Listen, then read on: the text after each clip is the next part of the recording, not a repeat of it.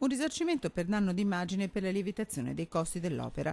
Tocca alla Corte dei Conti, la magistratura contabile della Regione, porre sotto la sua lente l'inchiesta Mose per cercare di capire se un risarcimento è possibile. Per questo i giudici hanno chiesto al Tribunale copie del dispositivo delle 22 sentenze di patteggiamento sinora ottenute dalla Procura.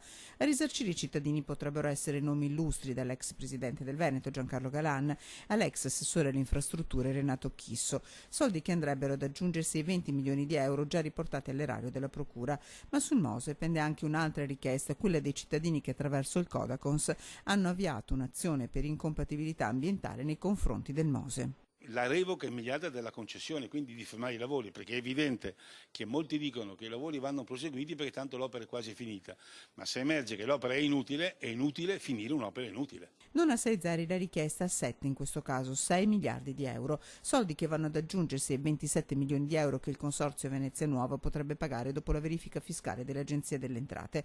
Gatte da pelare per i commissari appena nominati Luigi Magistro e Francesco Ossola, che martedì a Roma su molte questioni delicate vedranno l'ultimo presidente del Consorzio Mauro Fabris, prima del loro ritorno in Laguna tra mercoledì e giovedì.